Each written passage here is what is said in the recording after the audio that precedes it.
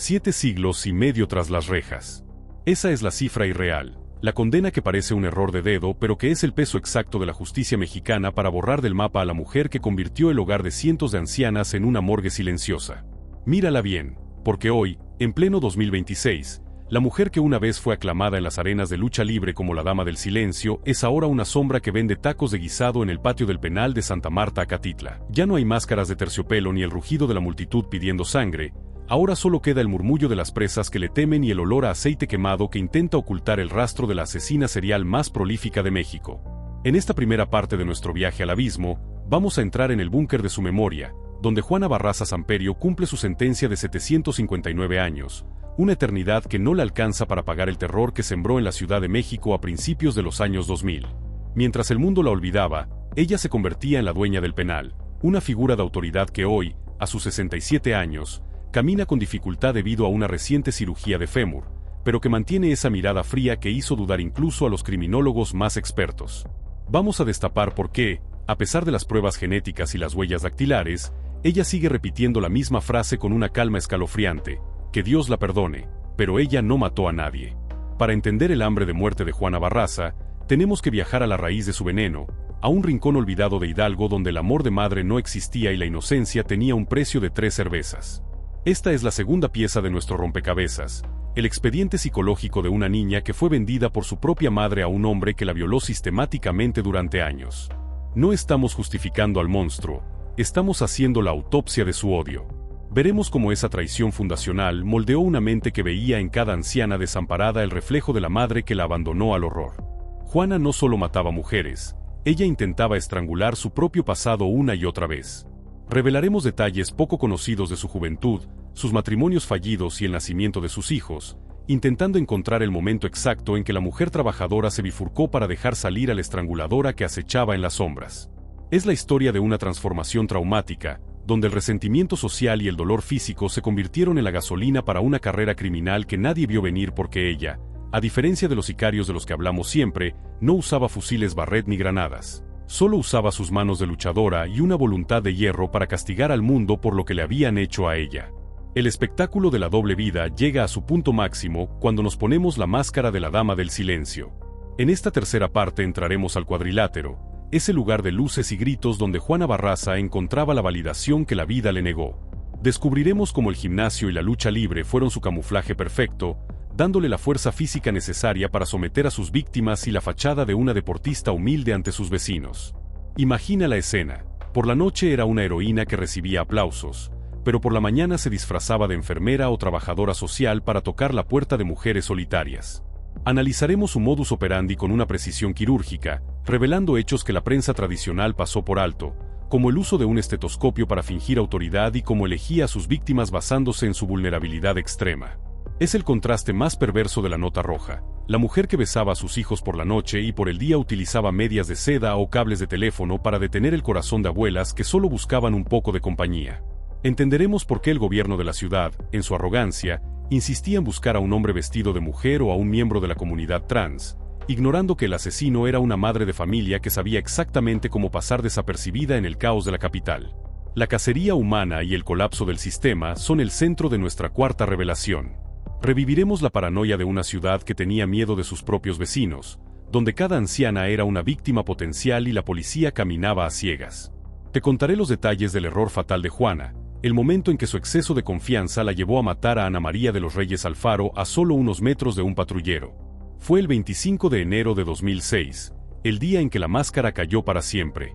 Analizaremos el interrogatorio donde los agentes, incrédulos, descubrieron que la mataviejitas no era un fantasma, sino una mujer de carne y hueso con un carnet de lucha libre en el bolsillo. Veremos la humillación de las autoridades que durante años culparon a inocentes y como el rostro de Juana, expuesto ante las cámaras, no mostraba arrepentimiento, sino una mueca de desafío, una sonrisa cínica que decía: les tomó demasiado tiempo encontrarme. Es el capítulo de la caída, donde el mito se rompe y la realidad de una mujer que confesó haber matado por coraje dejó a un país entero en shock. No hubo una persecución de película, hubo un descuido humano y el fin de un reinado de terror que dejó más de 17 muertes confirmadas y decenas de sospechas que se perdieron en la burocracia. Hoy, en el acto final de esta tragedia, entraremos de nuevo a la celda de Juana Barraza para ver cómo se vive cuando el mundo te ha condenado al olvido pero tú te niegas a morir. En esta quinta parte revelaremos las noticias más recientes sobre su vida tras las rejas. Su breve matrimonio con un recluso llamado Quirós en 2015 que terminó en divorcio apenas un año después, demostrando que incluso en prisión, ella sigue buscando un control que ya no tiene. Hablaremos de su estado de salud actual, de las secuelas de su caída y de cómo ha pasado de ser la presa más peligrosa a ser una figura casi pintoresca que se queja del sabor de la comida y de la falta de visitas. Analizaremos el impacto cultural que sigue teniendo su nombre, desde documentales en Netflix hasta estudios de psiquiatría forense que la usan como el ejemplo perfecto del asesino organizado. Es la justicia del tiempo, que la mantiene viva para ver cómo su legado de sangre se convierte en un caso de estudio mientras ella cuenta los minutos en una habitación de concreto. Al final, lo que queda de la Mataviejitas no es la gloria de la arena, sino el silencio pesado de una celda donde la única voz que escucha es el eco de sus propios crímenes, una condena más dura que cualquier sentencia de muerte porque la obliga a recordar, segundo a segundo, que su máscara se rompió y que el mundo ya no tiene miedo, solo desprecio. El silencio en la celda número 12 de Santa Marta Catitla no es una ausencia de ruido, es una presencia física que te aplasta los pulmones. Juana Barraza Samperio, la mujer que hoy arrastra los pies por los pasillos de concreto, conoce este silencio mejor que nadie. Es el mismo que 759 años de condena no son solo números en un papel judicial, son el peso de cada la acompañó durante las noches eternas de su infancia en un pueblo polvoriento de Hidalgo, donde aprendió que el suspiro que Juana Barraza arrebató, pero para entender la fuerza de esas manos que estrangularon la mundo es un lugar donde los depredadores visten de familia. Para entender cómo esta mujer se convirtió en la sombra que vida de tantas abuelas, tenemos que soltar el presente y descender a un sótano mucho más oscuro.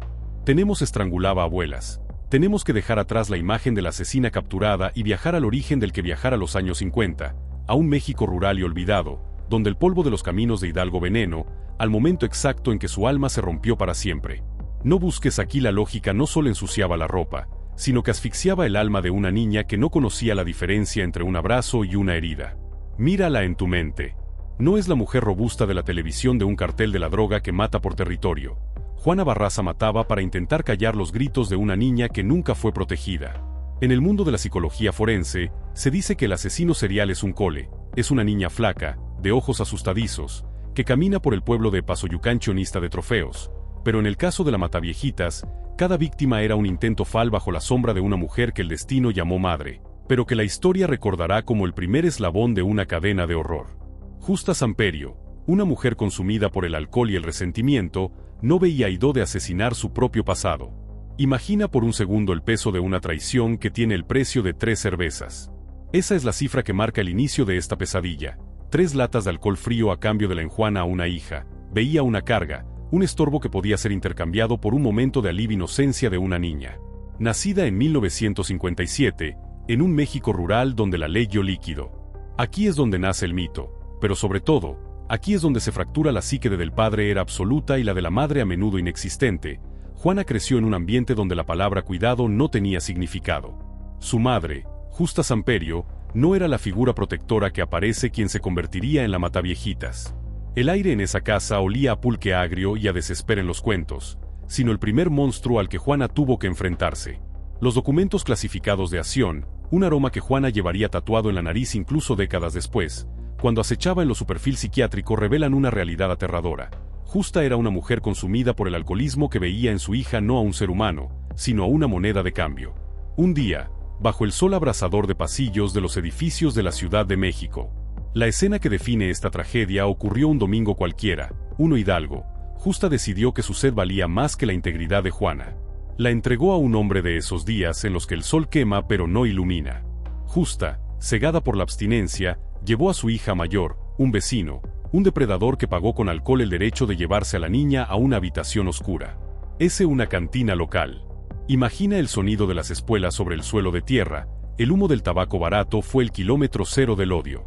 Durante años, Juana fue sometida a una tortura sistemática, hay las risas de hombres que veían en la miseria ajena una oportunidad. Allí, entre el tintineo de botellas de cerveza Corona violaciones recurrentes ante la mirada indiferente o cómplice de la mujer que le había dado la vida. Mientras otras y el olor a orina, Justa Samperio cerró el trato más infame de la nota roja mexicana. Por 3 cervezas, solo 3 botellas de cristal ambarino, la madre entregó a su hija. Niñas aprendían a leer o jugaban en las plazas. Juana aprendía que el cuerpo es una cárcel y que la un hombre llamado José Lugo. No fue un rapto, fue una transacción. Juana, a sus escasos 12 años, fue personas que deben amarte son las primeras que te venden al carnicero. Este trauma fundacional no desapareció con nada a una habitación oscura donde la inocencia fue mutilada sistemáticamente durante 3 meses. El silencio que hoy reina en su tiempo, se hundió en su psique como un clavo ardiente. La psicología moderna nos dice que Barra Celda del Altiplano nació en ese cuarto, en los gritos que nadie escuchó y en la comprensión brutal se desarrolló un resentimiento patológico hacia las mujeres de la tercera edad porque en ellas veía el reflejo de Justa Samperio de que en este mundo, el amor materno podía ser vendido por el precio de una borrachera. Lugo la madre que envejeció sin pagar por sus pecados. Cada vez que Juana observaba a una anciana solitaria en la ciudad golpeaba, la violaba y la mantenía como un objeto, mientras afuera, la mujer que debía protegerla seguía vida de México, su mente no veía a una abuela vulnerable, veía a la mujer que la abandonó en manos de un violviendo el pago de su traición. Este es el expediente secreto que los psiquiatras forenses sanador por unas cuantas cervezas. Es una ironía sangrienta. Juana buscaba a sus víctimas en analizado durante años, la transferencia del odio. Cuando Juana Barraza finalmente fue rescatada por los hermanos de su padre las iglesias, en los parques, en las filas de las pensiones, lugares donde la supuesta bondad de la ve, el daño ya era una cicatriz que supuraba veneno. Ella no odiaba a los hombres que la lastjes brilla más, para luego demostrarles que la muerte puede llegar vestida de amabilidad. Cuando ella apretavimaron, no del modo en que el mundo esperaba. Su odio se concentró, con una pureza aterradora, en la figura de el cuello de sus víctimas con un cordón de cortina o un estetoscopio, no estaba robando unos mujer mayor. En su mente infantil y destrozada, cada anciana de cabello cano y paso lento que veía cuantos pesos, estaba intentando estrangular el recuerdo de Justa. Estaba cobrando una deuda que la vida nunca en la calle era Justa Samperio. Era la madre que la vendió, la madre que no la amó, la madre que Pref le pagó. Pero la metamorfosis de Juana no fue inmediata. Tras escapar del infierno de su infancia hirió el alcohol sobre su vida. Cada vez que Juana apretaba el cuello de una de sus víctimas años después, no estaba matando a una desconocida, estaba intentando, de forma desesperada patética, matar a su propia madre y llegar a la capital. Intentó construir una vida normal, o al menos lo que ella entendía por normalidad. Trabajó como empleada doméstica, como lavandera, se casó varias veces y tuvo hijos. Sin embargo, él y otra vez. Era un ritual de venganza infinita que nunca lograba saciar su sed de justicia propia. Veneno seguía ahí, fluyendo bajo la piel. Sus matrimonios fueron una extensión del caos. Hombres que la golpe. Los investigadores señalan que Barraza desarrolló una personalidad disociativa. La mujer que lavaba ropa y cuidaba a Abán, que la humillaban, reforzando la idea de que la violencia era el único lenguaje universal. Ver sus propios hijos con esmero no podía creer que era la misma que dejaba cadáveres con la lengua fuera y los ojos sin a Juana Barraza en las fotos de esa época es ver a una mujer que parece fundirse con la multitud yectados en sangre. Pero la vida de Juana antes del primer asesinato fue una lucha constante contra la gravedad de una madre de familia robusta, de manos fuertes acostumbradas al trabajo duro. Nadie sospecharía que detrás de esa fachada su propio pasado. Se mudó a la Ciudad de México buscando un nuevo comienzo, pero el destino parecía decidido a repetir. De mujer luchadora se estaba gestando una depredadora que pronto entendería que su fuerza física, esa que más tarde usara el guión. Sus primeros matrimonios fueron una extensión del cuarto oscuro de Lugo. Golpes, humillaciones y Elía en el ring de lucha libre, podía ser utilizada para algo mucho más oscuro. La Ciudad de México en los años 9 peso de la pobreza extrema en colonias populares donde la ley es una sugerencia lejana. Trabajó en lo que pudo ser era el escenario perfecto para un fantasma. Millones de personas moviéndose en un caos organizado donde nadie mira a la empleada doméstica, lavandera, vendedora de ropa en tianguis. Sin embargo, había algo en cara al de al lado. Juana aprendió observer. Se convirtió en una experta en la soledad allá su estructura física, una fuerza heredada de la supervivencia que la llevó a las arenas de lucha libre. En Elena. Entendió que las ancianas de la ciudad eran invisibles para el sistema, pero para ella eran objetivos cuadrilátero. Juana no era la mujer abusada ni la vendedora ambulante, era una guerbrillantes. En esta etapa de su vida, la dualidad empezó a devorarla. Por un lado, la juera. El contacto físico, el sudor de la lona y el impacto de los cuerpos le daban una liberación. Ana que asistía a eventos de lucha libre, que se emocionaba con los vuelos desde la tercera cuerda. Por otro, que el trabajo honesto no podía. Se hacía llamar la dama del silencio porque el silencio era su refugio. El mismo la Juana que empezaba a sentir un coraje incontrolable, Una presión en el pecho que solo silencio que guardó cuando Lugo la ultrajaba y el mismo que guardaba cuando Justa la miraba con desprecio. La lucha libre se aliviaba cuando sentía que tenía el control total sobre la vida de otra persona. No era dinero lo que buscaba, le dio las herramientas técnicas para matar. Sabía dónde presionar, cómo usar su peso y cómo inmovilizar a un principio. Era poder. El poder de decidir quién vive y quién muere, el mismo poder que aquel hombre en Hidalgo tuvo oponente. Lo que para otros era un deporte, para ella era el entrenamiento para un genocidio silencioso. La paranoia sobre ella cuando era niña. Ella ya no quería ser la víctima, ella quería ser el verdugo. Lo sanal comenzó a gestarse cuando Justa Samperio murió de cirrosis.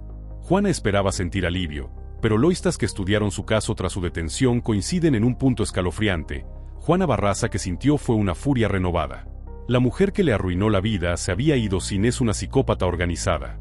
No mataba por impulso ciego, sino con una metodología que rayaba en lo pagar el precio, sin pedir perdón, dejándola sola con sus demonios. Fue entonces cuando el hambre de muerte se volvió profesional. Ella elegía el color de su ropa, el tono de su voz, la historia que iba a contar para que incontrolable. El detonante fue ver la protección que el Estado y las familias le daban a otras ancianas. Le abrieran la puerta. Se disfrazaba de la ayuda que ella nunca recibió.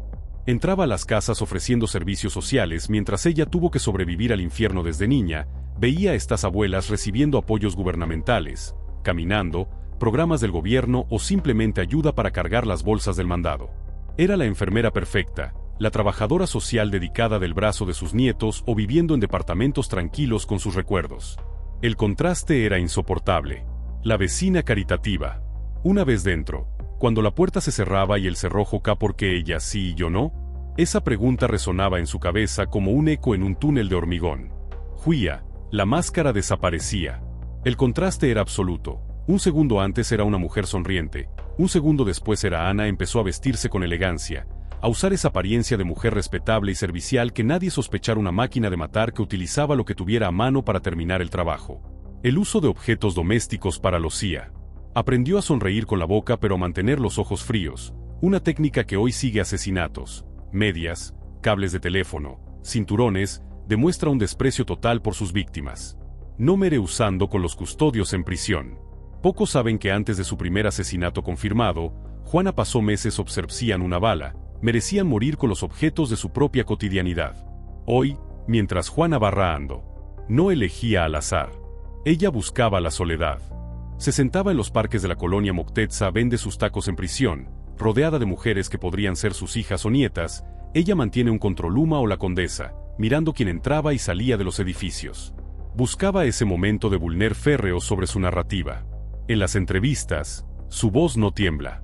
Niega los asesinatos con una convabilidad donde el orgullo de una anciana por ser independiente se convertía en su sentencia de muerte. Su primer acto de icción que confunde a los novatos. Dice que ella solo robó, que ella es una víctima del sistema. Una mujer sangre fue una explosión de años de resentimiento acumulado. No hubo planificación profesional, solo un impulso eléctrico que le pobre a la que culparon de todo para cerrar los expedientes de una policía incompetente. Pero las pruebas dicen lo contrario. Sus huellas quedaron marcadas en el cristal de la vida de mujeres que solo le ofrecieron un vaso de agua. Recorrió los brazos. Al ver a su víctima, una mujer que bien podría haber sido su madre, el velo de la realidad se rasgó. Ya no estaba en una sala de estar en la Ciudad de México, estaba de nuevo en el bar. Esa desconexión emocional es la firma del monstruo. Juana no siente remordimiento porque, en su mente, ella de Hidalgo, viendo las 3 cervezas sobre la mesa, apretó con una fuerza que no parecía humana. Una fuerza alimente está en guerra con un mundo que la hirió primero. Para ella, sus víctimas son daños colaterales de una hada por el pulque, las violaciones y el abandono.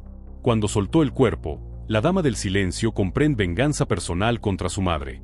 La soledad que ella impuso a sus víctimas es la misma que hoy la consume en Santa Marta, Acatitla.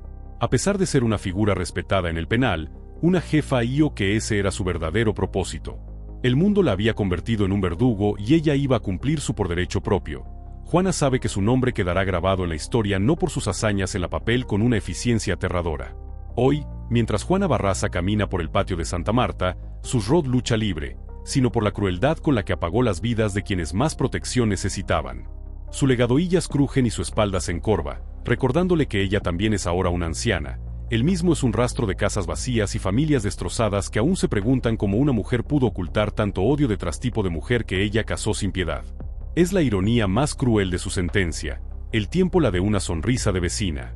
El caso de la Mataviejitas cambió para siempre la criminología en México, obligando a las autoridades a aceptar que el mal no siempre tiene rostro de hombre, que a veces el diablo viste de enfermera y tiene convertido en su propio objetivo.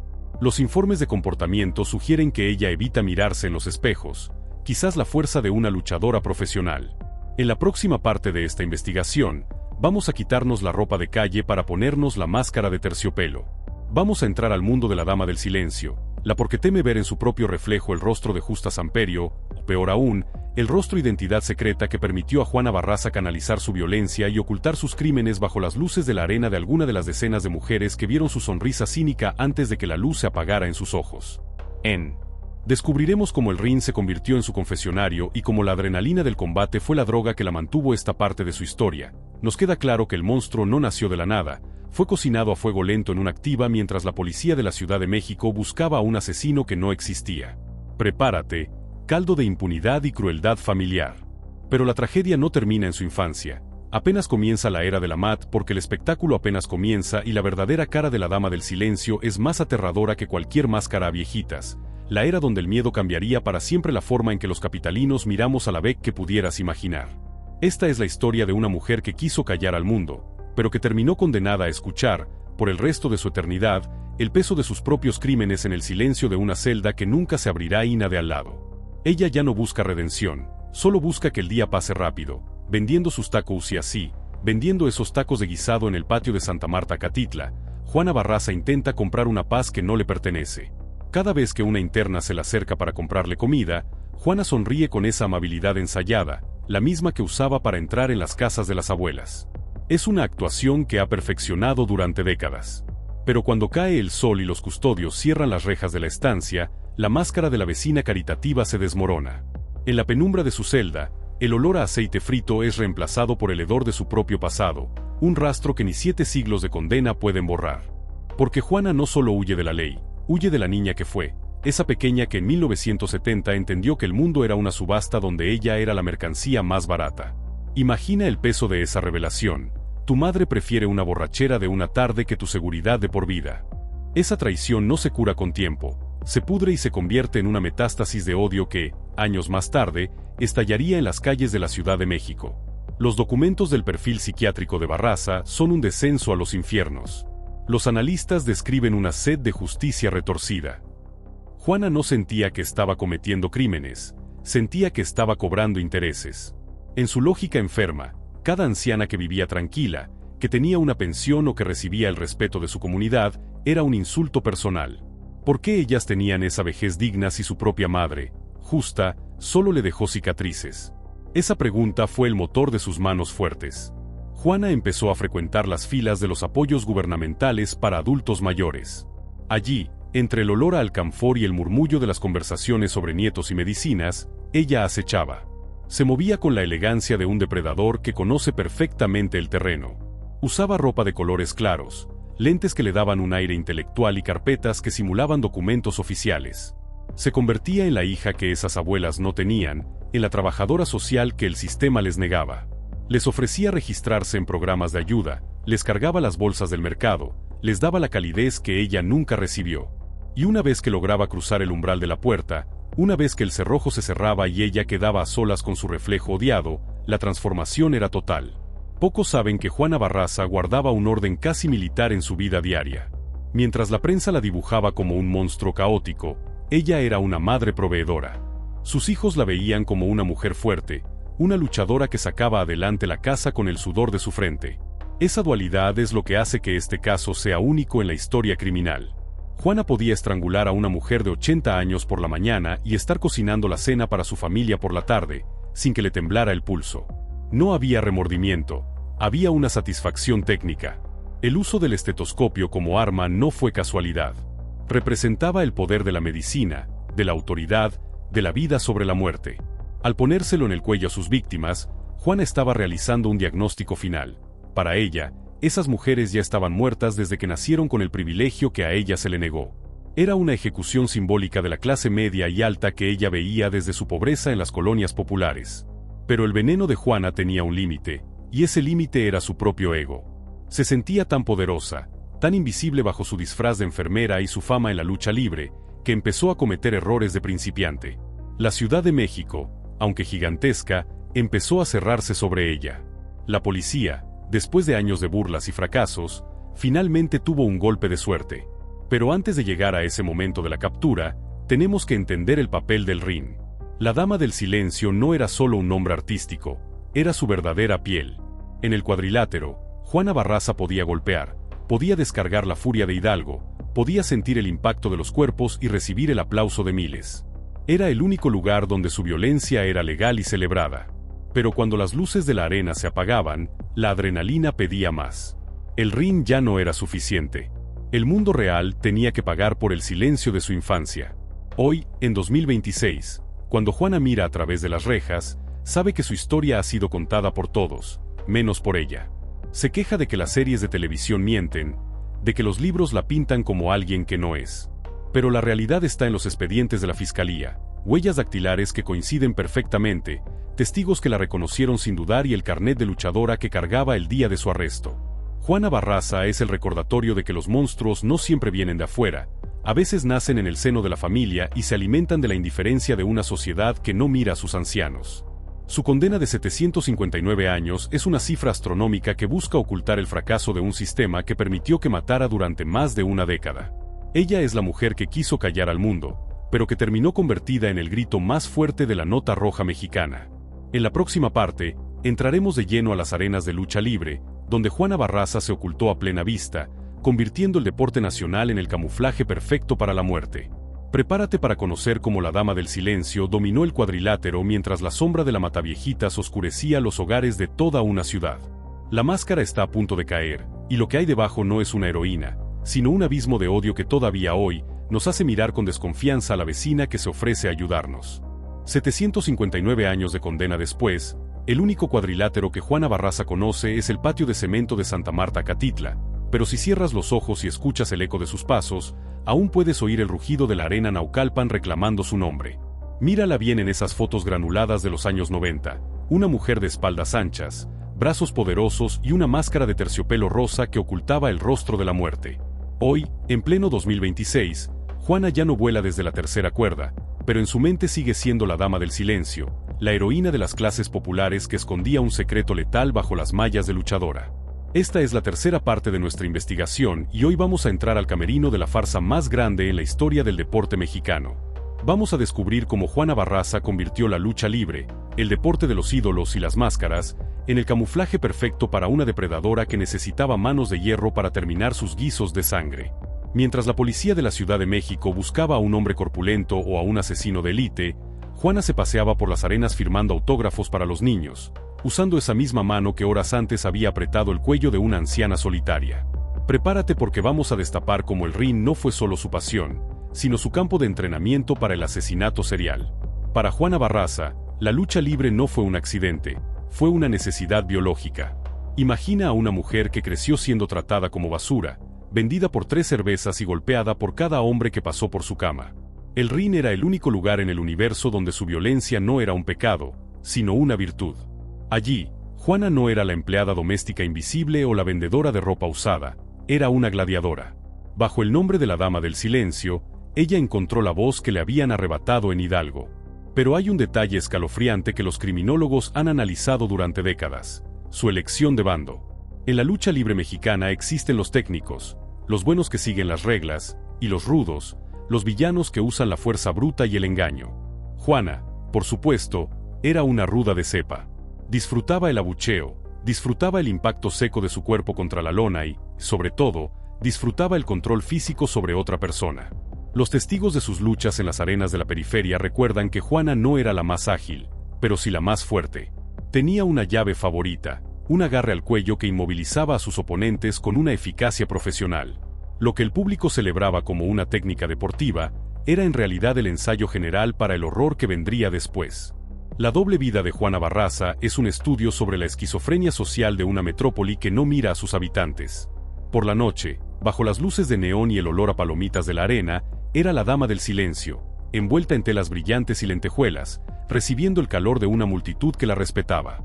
Pero cuando las luces se apagaban y el sudor se secaba, la máscara de terciopelo era reemplazada por el disfraz de enfermera o el maletín de la trabajadora social.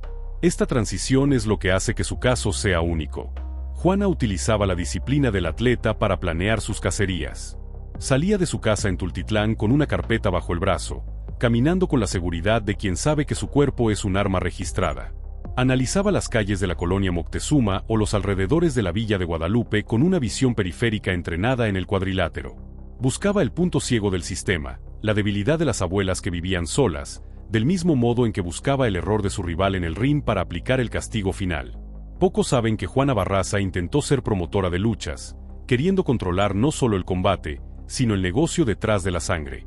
Esta ambición de poder es la misma que la llevaba a entrar en las casas de las ancianas. No era solo el robo de unos cuantos pesos o de una figurita de porcelana, era la humillación del otro. En el cuadrilátero, el referí cuenta hasta 3 para declarar un ganador. En la intimidad de los departamentos que Juana visitaba, ella era el referí, el verdugo y el cronometrador. El uso de medias, cinturones o cables para estrangular no fue una elección al azar. La estrangulación requiere una fuerza sostenida, una proximidad física absoluta y una dominación total sobre el cuerpo de la víctima. Es la llave definitiva, la que no permite rendición. Juana miraba a los ojos a sus víctimas mientras la vida se les escapaba, del mismo modo que miraba a sus oponentes en la lona, pero con una diferencia aterradora: en la casa de las abuelas, nadie iba a tocar la campana para salvarlas. La ironía más sangrienta de su carrera deportiva es que la policía de la Ciudad de México estuvo a punto de capturarla gracias a su físico de luchadora, pero su propio prejuicio lo cegó. Durante años, los perfiles criminales hablaban de un hombre con rasgos femeninos o un travesti. Los investigadores no podían concebir que una mujer tuviera la fuerza necesaria para romper cartílagos y someter a personas que, aunque ancianas, luchaban por su vida. El sistema buscaba un monstruo con rostro de hombre, mientras Juana se sentaba en las primeras filas de las funciones de lucha libre, comiendo tacos y comentando las llaves de sus compañeros. Ella era una figura conocida en el gremio. Sus manos, callosas por el entrenamiento y el trabajo duro, eran su mejor herramienta. Incluso después de que se retiró oficialmente del ring por una lesión, la mentalidad de la dama del silencio permaneció intacta. La lucha libre le dio el camuflaje perfecto, una identidad social legítima que la hacía parecer una ciudadana ejemplar, una deportista esforzada. Hoy, en 2026, cuando los nuevos internos del penal le preguntan por sus días de gloria, Juana Barraza a veces se pierde en sus recuerdos. Dicen que a veces, en la soledad de su celda, practica los movimientos de sus brazos, sintiendo el fantasma de la máscara sobre su rostro. Pero ya no hay aplausos. El silencio que ella eligió como nombre artístico se ha convertido en su tumba en vida. La dama del silencio murió el día en que las huellas dactilares de Juana Barraza aparecieron en la escena del crimen, revelando que detrás de la heroína del ring se escondía la asesina serial más buscada de la historia de México. Su legado en la lucha libre ha sido borrado de los registros oficiales, pero su sombra sigue proyectándose sobre cada arena de la ciudad. Ella demostró que el mal puede vestir de seda y terciopelo, que puede recibir ovaciones de pie y que puede ocultarse a plena vista bajo la farsa de un deporte nacional. En la próxima parte de esta hora de terror, vamos a dejar atrás las luces de la arena para entrar en las salas de interrogatorio. Vamos a revivir el momento exacto en que la policía de la Ciudad de México, tras años de humillaciones y pistas falsas, finalmente tuvo a la Mataviejitas cara a cara. Descubriremos la confesión que heló la sangre de los detectives y el error infantil que terminó con un reinado de muerte que parecía infinito. Prepárate, porque la caída de la Dama del Silencio fue tan estrepitosa como un vuelo desde la tercera cuerda, pero sin colchonetas que amortiguaran el impacto contra la realidad. La justicia tardó 7 siglos en llegar, pero cuando lo hizo, le quitó la máscara para siempre, dejándola sola con el peso de las vidas que apagó en nombre de un coraje que nunca pudo sanar. El 25 de enero de 2006, la Ciudad de México no se despertó con el estruendo de una gran batalla entre carteles, sino con el chasquido metálico de un par de esposas que cerraron el capítulo más humillante en la historia de la criminología mexicana. Mírala en esa imagen grabada a fuego en la memoria colectiva, una mujer de cabello teñido de rojo, rostro inexpresivo y hombros anchos, custodiada por agentes que apenas podían creer que el fantasma que buscaban durante años era una madre de familia con un carnet de lucha libre en el bolsillo. Esa tarde, en la colonia Moctezuma, el mito de la Mataviejitas se estrelló contra el suelo de la realidad, y hoy, En esta cuarta parte de nuestra investigación, vamos a entrar en la sala de interrogatorios para descubrir cómo el descuido más tonto terminó con el reinado de terror de Juana Barraza. Mientras el gobierno presumía un trabajo de inteligencia de primer nivel, la verdad detrás de las cortinas era una mezcla de podredumbre institucional y pura suerte. Vamos a revelar los detalles ocultos del día en que la Dama del Silencio fue desenmascarada, no en una arena de luces, sino en la calle fría, dejando al descubierto que el sistema judicial buscaba un monstruo de ficción mientras el verdadero asesino les firmaba autógrafos en la cara. La historia de su caída comenzó con una puerta abierta y un corazón que dejó de latir a manos de la confianza traicionada. Ana María de los Reyes Alfaro tenía 84 años y vivía en un departamento que olía a recuerdos y a soledad. Cuando Juana Barraza tocó a su puerta vestida de rojo, con esa sonrisa ensayada que prometía servicios sociales y una mano amiga, Ana María no vio a la muerte, vio una solución a su aislamiento. Lo que sucedió en los minutos siguientes fue un guión que Juana había repetido al menos 17 veces confirmadas, pero que los expertos sospechan que supera las 40. Con la fuerza de una luchadora profesional, Juana sometió a la anciana y utilizó un estetoscopio para terminar el trabajo. Pero esta vez, el destino le tenía preparada una llave que no pudo revertir. Un inquilino de la casa, un joven que no debía estar allí en ese momento, sorprendió a Juana saliendo del departamento. No hubo una persecución de película con helicópteros Black Hawk, hubo un grito de auxilio y dos policías de barrio, Ismael Ruiz y José Ismael Alvarado, que patrullaban la zona en un sedán viejo. Cuando vieron a la mujer robusta corriendo, no pensaron que estaban deteniendo a la asesina serial más buscada del continente, pensaron que era una ladrona de carteras. Imagina el momento en que los oficiales la inmovilizaron contra el pavimento. Al abrir su bolsa, no encontraron solo el dinero robado, encontraron el kit completo de la parca, un estetoscopio, documentos falsos del gobierno y el carnet que la acreditaba como luchadora profesional. En ese instante, el silencio de Juana Barraza fue absoluto, un silencio que pesaba más que su propia condena. Mientras la trasladaban a la agencia del Ministerio Público, la noticia corrió como pólvora por los pasillos de Los Pinos y de la Procuraduría. La humillación para las autoridades fue nuclear. Durante años, los perfiles criminalísticos diseñados por expertos aseguraban que el asesino era un hombre, probablemente un miembro de la comunidad trans o un hombre vestido de mujer con conocimientos de enfermería. Gastaron millones en pistas falsas, detuvieron a inocentes y crearon un retrato hablado que parecía una caricatura, ignorando las voces de los pocos testigos que insistían en que habían visto a una mujer robusta. El sistema no podía concebir que una mujer tuviera la capacidad sádica y la fuerza física para cometer tales actos. Juana se reía de ellos cada mañana mientras leía los periódicos y veía cómo la policía buscaba a un fantasma que no se parecía en nada a ella. El interrogatorio de Juana Barraza es uno de los documentos más perturbadores de la Nota Roja. Sentada frente a los detectives, sin el maquillaje de la arena ni el disfraz de enfermera, Juana no mostró el pánico del marro ni la sumisión de Z40. Su respuesta fue una frase que todavía hoy hace que los criminólogos se cuestionen la naturaleza del mal: lo hice por coraje. Esa palabra, coraje, en el argot mexicano, es un abismo que encierra años de resentimiento, abusos y el odio destilado hacia la figura de su madre, Justa Samperio. Juana confesó que al matar a esas ancianas, sentía un alivio momentáneo, como si estuviera cobrando una factura que la vida le debía desde que fue vendida por 3 cervezas. No había remordimiento por las víctimas, solo una queja constante sobre lo difícil que había sido su propia vida. Es el perfil de la psicópata organizada, una mujer que podía separar perfectamente sus actos de sangre de su papel como madre y deportista. Ver su rostro en la televisión esa noche fue un shock para sus vecinos en Tultitlán, quienes la describían como una mujer atenta, trabajadora y muy devota. La dualidad era perfecta.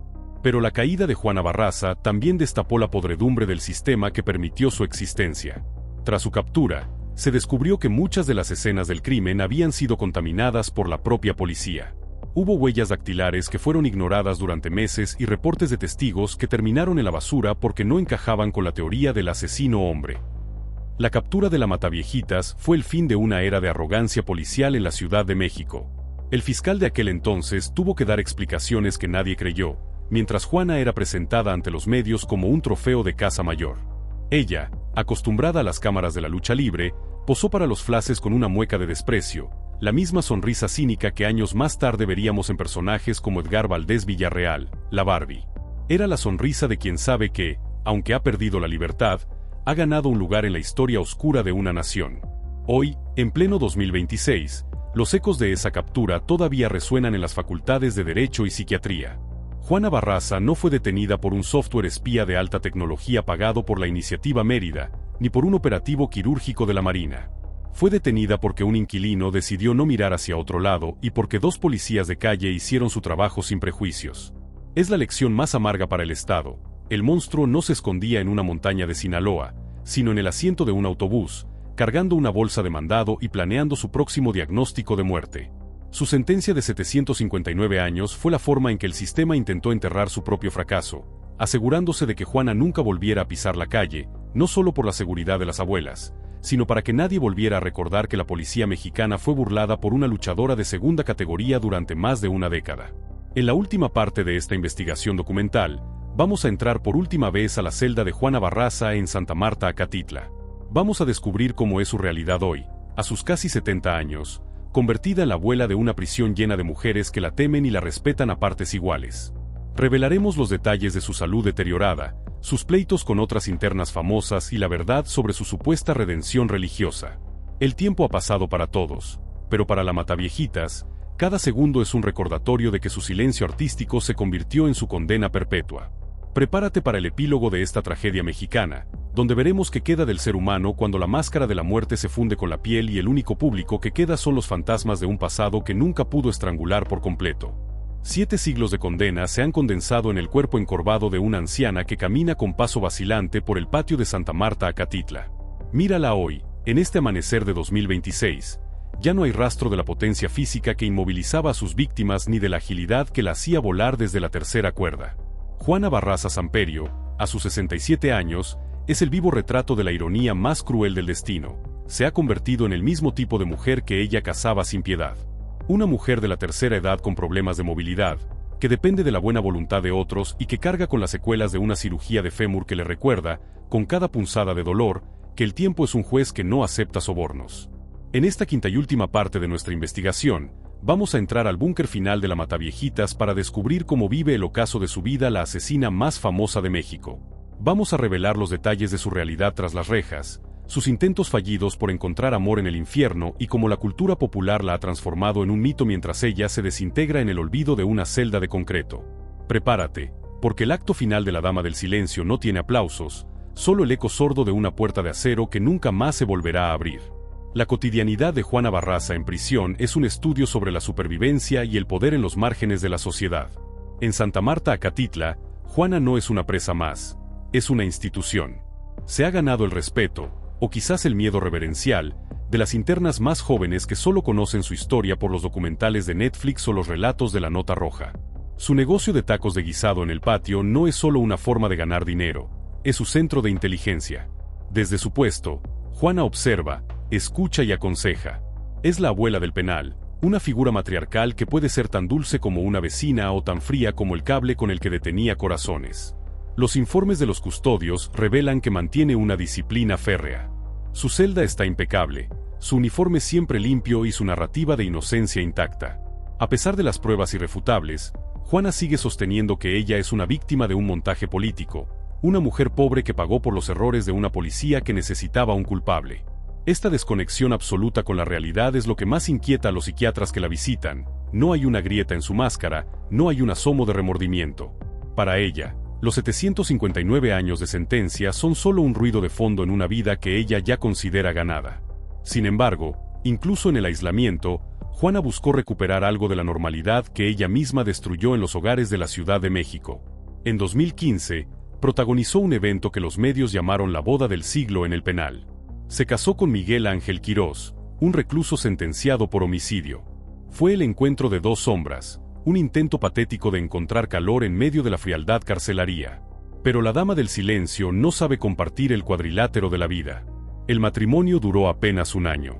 Juana solicitó el divorcio alegando que él no era lo que ella esperaba. En realidad, los analistas sugieren que ella no puede tolerar ninguna forma de autoridad o compañía que no pueda controlar. Juana Barraza nació en la traición y vive en la soledad por elección y por castigo. Hoy, ya no busca pareja, busca salud. Sus quejas sobre la comida del penal, que califica de asquerosa, y sus constantes peticiones de atención médica por sus dolores crónicos, la muestran como una mujer vulnerable, una imagen que choca violentamente con el recuerdo de la mujer que estrangulaba a ancianas mientras ellas le servían un té. Es la justicia poética en su máxima expresión.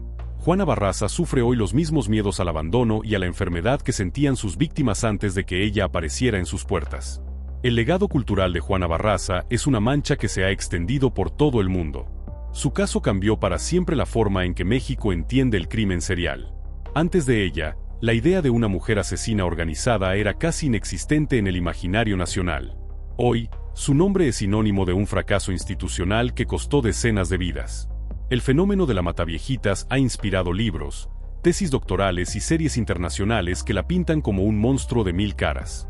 Pero mientras el mundo consume su historia como entretenimiento, en las calles de la Ciudad de México el trauma permanece. Hay familias que todavía no pueden cerrar sus duelos porque Juana nunca confesó la totalidad de sus crímenes, dejando una estela de casos no resueltos que se sospecha fueron obra de sus manos. Ella se lleva esos secretos a la tumba, usándolos como su última moneda de cambio, su último acto de control sobre una sociedad que la desprecia. La Dama del Silencio se ha asegurado de que, incluso en el olvido, nadie pueda dejar de pronunciar su nombre con un escalofrío. Al final del día, cuando las luces fluorescentes del penal zumban en el silencio de la noche, lo que queda de Juana Barraza es un cascarón vacío. El imperio de la Dama del Silencio se ha reducido a una cama de metal y un espejo donde evita mirarse.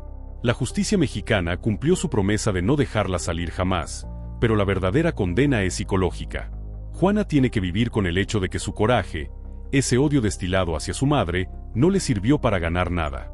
No tiene la gloria de la arena, no tiene el amor de su familia, no tiene ni siquiera la paz de una conciencia tranquila. Es una apátrida del afecto, una mujer que quiso estrangular el pasado y terminó estrangulando su propio futuro. La Mataviejitas es la prueba viviente de que el mal, por más que se disfrace de enfermera o de luchadora, siempre termina devorando a su portador. Ella es la mujer que quiso callar al mundo para que nadie oyera su dolor, pero el grito de sus crímenes ha resultado ser eterno. Gracias por acompañarme en esta profunda investigación de 1 hora. Hemos recorrido el camino desde el bar de Hidalgo donde una niña fue vendida, hasta el ring de lucha libre donde nació una heroína falsa, para terminar en el frío silencio de una celda donde la muerte espera pacientemente a la mujer que la sirvió durante años. Si esta historia te ha recordado que la maldad puede vivir en la casa de al lado, no olvides darle un me gusta y compartir este documental. En Crónicas del Mal, no buscamos glorificar al criminal, sino entender la oscuridad para que no se repita. Suscríbete y activa la campanita para nuestras próximas investigaciones. Soy tu narrador y recuerda, a veces, el silencio más profundo es el que precede a la verdad más aterradora. Hasta la próxima oscuridad. 7 siglos de justicia no pesan tanto como una conciencia que se niega a despertar, y para Juana Barraza Samperio, el tiempo no es una medida cronológica, sino una condena líquida que se filtra por las grietas de su celda en Santa Marta, Acatitla. Mírala hoy, en este instante exacto, mientras sus manos, esas mismas manos que alguna vez fueron aclamadas por su fuerza bruta en el ring, ahora luchan contra la rigidez de la artritis para sostener una cuchara de plástico. La mujer que mantuvo en jaque a la ciudad más grande del mundo, la sombra que convirtió los departamentos de la colonia Moctezuma y la Condesa en cementerios privados, es ahora una anciana que depende de la caridad y del orden carcelario para sobrevivir un día más. Pero no te dejes engañar por su apariencia de abuela vulnerable. En el fondo de sus ojos todavía parpadea el mismo coraje que la llevó a estrangular a decenas de mujeres de la tercera edad. Esta conclusión de nuestra investigación especial no es solo un resumen de hechos, es una autopsia profunda del legado de sangre que Juana Barraza dejó en el alma de México y un análisis de cómo la sociedad y el sistema permitieron que el diablo vistiera de enfermera durante más de una década sin ser detectado. El peso de los 759 años de sentencia es una cifra que la burocracia inventó para intentar compensar la magnitud de un dolor que no se puede medir. Cada año de esa condena representa un suspiro robado, una familia destrozada y un hogar que se volvió un lugar de terror. Juana Barraza no solo mataba personas, ella asesinaba la última frontera de la seguridad humana, la confianza en el prójimo. Al entrar en las casas de sus víctimas ofreciendo ayuda, la Mataviejitas profanó el concepto mismo de la caridad. Imagina por un segundo el último pensamiento de aquellas ancianas, mujeres que sobrevivieron a crisis económicas, a la pérdida de sus esposos y a la soledad de la gran metrópoli, solo para encontrar la muerte en las manos de una mujer que le sonreía mientras preparaba el cable del teléfono. Es esa dualidad, esa capacidad de transitar entre la luz de la arena de lucha libre y la oscuridad de los dormitorios cerrados, lo que convierte a Barraza en el caso más fascinante y aterrador de la psiquiatría forense en Latinoamérica. Ella no era el monstruo deforme que los retratos hablados sugerían, era la vecina que te saludaba en el tianguis, la madre que presumía las fotos de sus hijos, la deportista que se esforzaba por salir adelante. El mal era cotidiano, y por eso fue invisible durante tanto tiempo. La caída de la Dama del Silencio fue también la caída de la inocencia de un sistema policial que se creía infalible. Durante años, la Procuraduría de Justicia de la Ciudad de México buscó a un fantasma.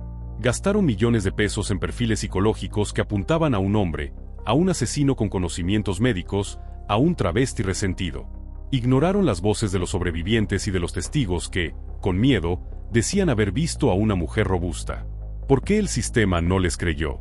Porque en la mente de los investigadores no cabía la posibilidad de que una mujer fuera capaz de tanta crueldad sistemática. El machismo institucional fue el mejor cómplice de Juana Barraza. Mientras la policía perseguía a personas inocentes en la comunidad trans, Juana seguía perfeccionando su técnica de estrangulamiento. La captura fortuita en 2006 no fue el triunfo de la inteligencia policial, fue el error humano de una asesina que se sintió tan poderosa que olvidó que el destino siempre tiene una llave preparada para los que se creen invencibles. La imagen de Juana siendo presentada ante las cámaras, con su carné de luchadora y su estetoscopio, es el monumento al fracaso de la justicia mexicana, una herida que todavía hoy supura cuando se analiza la incompetencia de aquel entonces. Hoy, en el patio de Santa Marta, Acatitla, Juana Barraza ha construido un nuevo imperio, uno basado en el respeto que impone su pasado sangriento. Ya no necesita la máscara de terciopelo para que la miren, su nombre es suficiente para silenciar a las internas más jóvenes. Su negocio de comida en prisión es una extensión de su necesidad de control. Ella decide quién come, quién recibe un favor y quién es ignorado. Los custodios la ven pasar y, a veces, evitan su mirada.